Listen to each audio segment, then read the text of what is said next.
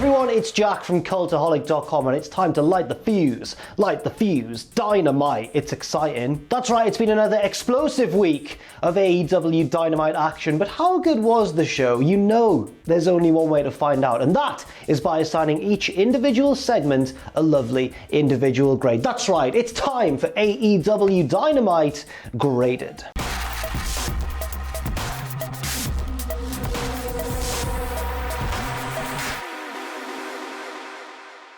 And we start things off with a title match. Jon Moxley taking on the debuting John Cena for the AEW World Champ. No, it's a tag title match. Just a tag title match. Don't get your hopes up too much. Sorry, that's my bad. It's the tag team champions Kenny Omega and Hangman Adam Page defending their gold against the team of Dustin Rhodes and QT Marshall, the Natural Nightmares. Brandy is with the Natural Nightmares cheering the challengers on, but you know there's been a bit of dissent in the ranks because of course QT Marshall has been distracted recently by his very heelish new girlfriend, Ali, formerly known as the Bunny from The Butcher, the Blade and the Bunny, but before that known as Ali again. Omega goes for the one-winged angel early on Dustin Rhodes, but Dustin is just too wily and escapes. I really enjoyed the opening exchange between Omega and Dustin. It was like speed and intensity versus wisdom and experience. It really played out nicely in the ring. As the match progresses, on commentary we learn that Dr. Britt Baker, DMD, has been passing notes to Tony Schiavone via kind of a crane winch sort of system. There's a string, she writes a note, pops it on the string from her perch in the crowd, and then it slowly flies up to him with crucial messages such as Dr. Britt Baker is isolating at this time and Dr. Britt Baker does not like Tony's green tie. After a period of control from the champions, it's the challengers' turn to fire up as Dustin runs absolutely wild with a bit of his attire just flapping off in the breeze. Looks a little bit cheap, but it's okay. He goes for a big senton, running senton along the apron and off onto the outside. I think only one of his opponents was going to catch him, but they both did, because then QT was set up for his dive over the top rope and then had to wait for like 10 seconds while one of his opponents got up and wandered in the way again. It was maybe a bit of a miscommunication, but it wasn't too egregious. I think they hid it with camera work quite well. The challengers continue to run wild and everyone's just hitting big moves on each other. Dustin hits a Canadian Destroyer on Kenny Omega and QT hits the Diamond Cutter, bang, on Hangman Adam Page, and then Ali comes out to the stage to encourage her boyfriend and to inspire him to victory. It doesn't work. QT bites off more than he can chew, perhaps because his girlfriend's watching and he wants to impress her, going for a high-flying move, crashing and burning on the canvas, and a short while later, falling victim to Omega and Hangman's double-team finish, the Buckshot Lariat V-Trigger combination. This gets a B+ grade from me, a fun, action-packed opening match, a nice way to start Dynamite, and the right winners as well, because if the challengers had won, I would have been very angry on Twitter.com. Now let's talk about the second match of the night. There's a lot said these days, isn't there, about how there's a lack of real characters in wrestling anymore. A lack of people like The Undertaker, like Kane, and these days it's all like MMA Mike and Andy the amateur wrestler dude, and really you don't get these mystical characters as much anymore. Well, in this match we have a magician against a creature from the abyss, so you know, maybe there's some characters after all. That's right, it's Anna Jay versus Abadon. We've seen both in AEW action before, occasionally on Dark, sometimes in a squash match on Dynamite, never really in a big showcase such as this. And before the match, Anna Jay gets a really nicely done little video package which really sets her up as the winner of this match. You know she's going to win because it's all focused on her. And then Abadon comes out with the creepy Tron and the horrific contact lenses and makeup, making her look so creepy, and wins in about a minute with a spike head scissors, and you're thinking, what? I've just been totally bait and switched. That's right, Abadon absolutely squashes Anna Jay, a visibly shaken Anna Jay as well, and it's quite masterful really. I totally fell for it. I thought, oh, here we go, Anna Jay's going to win a fairly hard fought match in about 5 or 6 minutes. No, Abadon just took her to the cleaners. But that's not all, because while this is going on, Uno and Grayson head to ringside where they deliver a letter to Colt Cabana. We don't know what it says at the moment, but later on in the night it's revealed that it's a contract for a tag team match where Colt will be teaming with Brody Lee, and one which he accepts. Apparently he did sign that contract. Usually I give squash matches like this a C grade or a C plus or maybe a B minus at a stretch, but I'm going to give this one a B plus because, mate, there was like 3 different things going on here and it was all really well done. You've got Abadon looking like an immediate threat. She looks like an absolute killer. You've got Anna Jay immediately being thrust into this storyline with the Dark Order, and you've got developments to the existing storyline with Colt Cabana. It was so well done for what was essentially like a minute-long squash. Next up, it's the match we've all been waiting for. MJF with Wardlow taking on Billy Gunn with his 2 sons. If me and my brother accompanied our dad to a fight, I think we'd just get in the way. We'd probably hinder him more than help him. Sorry, Graham. Now, for the most part, I enjoyed this match, but it does start off with a sequence that I didn't really enjoy. So first of all, MJF, away from the referee, turns his back and just pops Billy Gunn with a closed fist right in the face, right? Cheating, MJF, he's a heel, it all makes sense. But then Billy Gunn does it later on, you know, he's like, Aubrey, look away, bang, closed fist right to the face of MJF. It's exactly the same sort of thing, and it works. But then MJF decides that's enough, I'm out of here, and just heads to the back. He just leaves. Now, usually that wouldn't be totally out of character behavior for a cowardly heel, but MJF is not just a cowardly heel. He's one who is capable of wrestling a good match when he puts his mind to it, and is obsessed with winning, or at least not losing matches. And just to surrender a match like this, I don't think is really in fitting with his character. But regardless, Billy Gunn leaves the ring, walks down the tunnel, and reappears with MJF over his shoulder, like just a child, kicking and screaming. And again, I wasn't a huge fan of this spot. Luckily, the whole match itself is better than this one moment. Billy goes for the famouser, but MJF moves and just starts attacking the leg. And at this point, I'm quite relieved because it looked like MJF was really totally being outclassed up until this stage by, you know, a much older guy, a guy that he feasibly should probably be beating. I know that Billy Gunn's like gigantic and muscular and everything, but he is quite a lot older. On the other hand, he is King of the Ring 1999. Now MJF goes for the famouser, but Billy Gunn avoids it and hits his own finisher, and it looks like it's bad times for MJF. But just in the nick of time, Wardlow hops up on the apron, distracts the referee, breaks the pinfall attempt, and more importantly, slips MJF the Dynamite Diamond Ring. Wardlow gets back down, knocks over one of Billy Gunn's sons, I think it was Austin, on the outside. Billy's annoyed, he gets out the ring, he throws MJF into the guardrail, and when he gets back in the ring, MJF has the ring, the diamond ring on his finger, pops Billy in the face, and falls on him for the 1, 2, 3. After the match, MJF and Wardlow talk trash to Jungle Boy, Marco Stunt, and Big Luchasaurus on the outside of the ring. They hop the guardrail, and we get a pull-apart brawl to end the segment. I wanted to give this a higher grade, but I'm going to settle eventually for a B grade. It was very entertaining all the way through. Both Billy and, of course, MJF are really entertaining characters in the ring. They can both wrestle a good match. You know what? Billy still can move despite his age.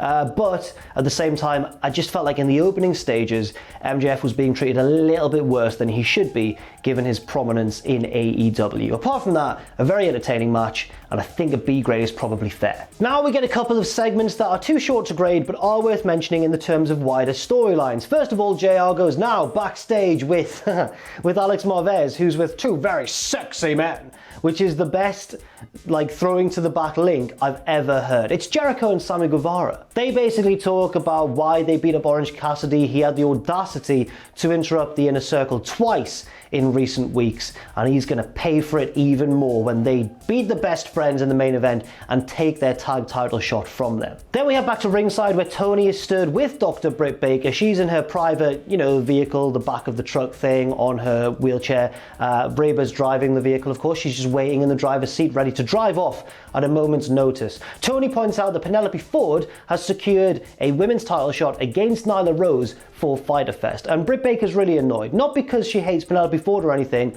but just basically because the segment's not about her anymore. Britt puts Tony on a friendship timeout and then tells Reba to get her out of there.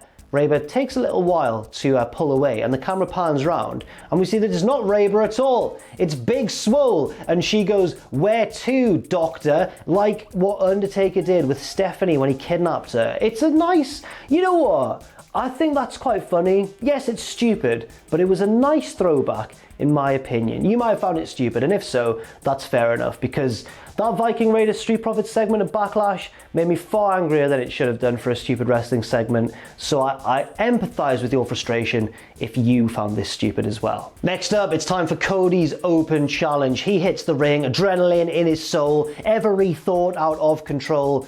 There's Arn Anderson, they get in the ring. I don't know where I'm going with this, and basically Cody readies us for his next challenger, who is from outside of the AEW roster, and I'm just dreaming of Rikishi. I want it to be Rikishi so badly. Arn says that he has handpicked this opponent. Cody doesn't actually know who it is, but it's a guy who will really sharpen him ahead of his title defense against Jake Hager. But there's always the risk, of course, that Cody could lose and not even be champion at all. We get a little video package before his opponent's arrival, and it announces that the man himself is Ricky Starks from the bloody NWA, and he's wrestled in the UK before. He's basically my best mate. Never met him. I think he'd hate me. I mean, look at his face. He seems like a mean person, doesn't he? But no, despite being quite smarmy and arrogant and full of himself and sneering, Ricky Starks is a tremendously talented wrestler and a very entertaining guy to watch in the ring. So I'm delighted that he got this chance to showcase really what he could do on Dynamite. A wonderful choice in my opinion, and I'm really enjoying the variety of these open challenge opponents. And this match is it's the best match on the show quite easily. Just from a pure wrestling standpoint, you've got Cody with all of his old school references, the little things he's picked up over the course of his career, versus Ricky Starks, who to the unfamiliar eye is quite fresh and exciting and a bit of an unknown quantity. It's like when you come up against the character you haven't unlocked yet in the fighting game. And quickly, Starks proves that he is very versatile. He might be smaller than Cody, but he is so nimble, so quick, and deceptively strong as well. One of the best spots of this match is that huge superplex from the very top rope all the way to the canvas, and Ricky executed it absolutely perfectly. Eventually though, despite maybe did he push Cody to the limit? Despite pushing Cody somewhere near to the limit,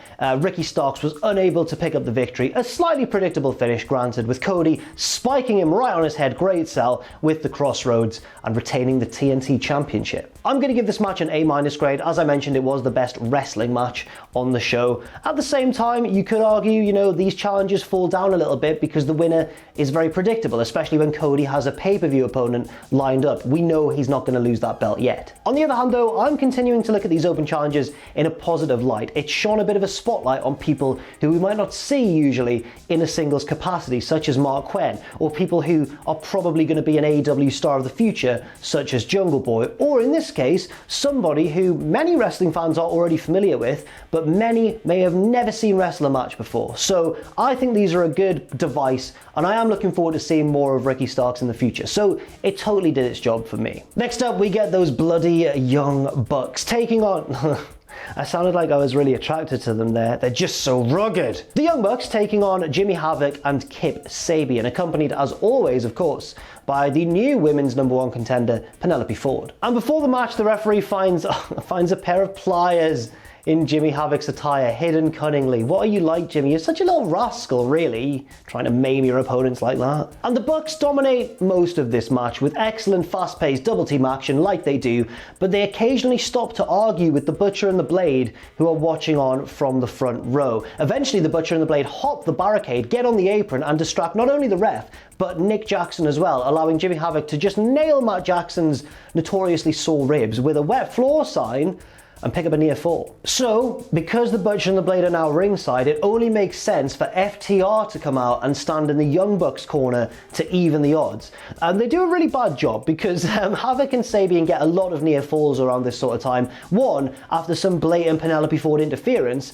that FTR didn't do a thing to stop. So I don't know how effective their presence was, but I'm a big fan of them, so I'll let them off. Eventually, the Bucks do pick up a slightly predictable victory after some lovely tandem offense, a flurry of tandem offense, you might say. And there's just a brawl immediately after the bell, with the Bucks being jumped by the Butcher and the Blade, FTR getting involved, Sabian and Havoc getting back involved as well, and there's all kinds of madness going on in the ring. Eventually, though, both babyface teams gain the advantage and hit stereo spike pile drivers on an opponent each in a sort of one-upmanship kind of way. And it all continues to build to that inevitable clash, that dream match between the Bucks and FTR. This gets a B grade from me. It was a good tag match. It was fun, but at the same time, there was slightly too much going on here for me. What with the Butcher and the Blade getting involved and FTR coming along, I think that could have been saved all for after the match and not interfered as much with the action in the ring. And it's almost time for the main event, but just before that, we go to Taz and Brian Cage, who are cutting a menacing promo on Jon Moxley.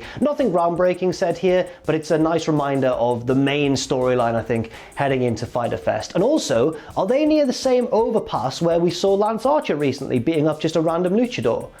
Is this where the heels hang out? Just at the overpass? I don't know. And then just before the main event itself, we do also get an update on the kidnapping of Dr. Britt Baker, DMD, because Reba finds her in a dumpster. I've seen enough dumpsters after the Prophets and the Viking Raid. No, I'm never going to mention that segment again, I'm sorry. Obviously, Dr. Britt Baker is furious. She shouts at Reba. She tells her to go and get Tony to help her get out of there, and basically says the Big Swole is going to rue the day that she crossed Dr. Britt Baker, DMD. And finally, the main event, Chris Jericho and Sammy Guevara, Les Sex Gods, taking on the Best Friends, Chuck Taylor and Trent.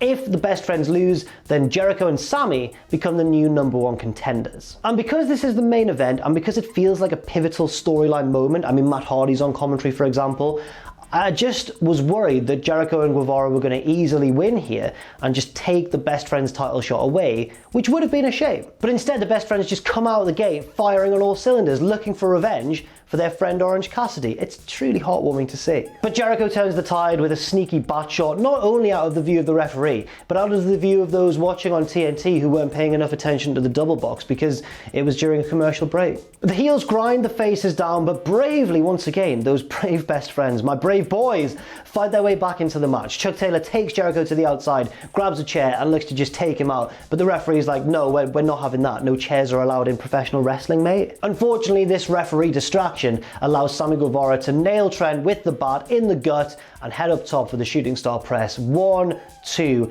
excellent false finish, brilliant near fall. Trent kicks out and saves the day for his team. I bit fully on that. I thought that was the end of the match. With Jericho and Chuck still brawling on the outside, Sammy hits the ropes and snags his foot on something. It looks like the cameraman was too close to the ring, and commentary played this off as if it wasn't a part of the show.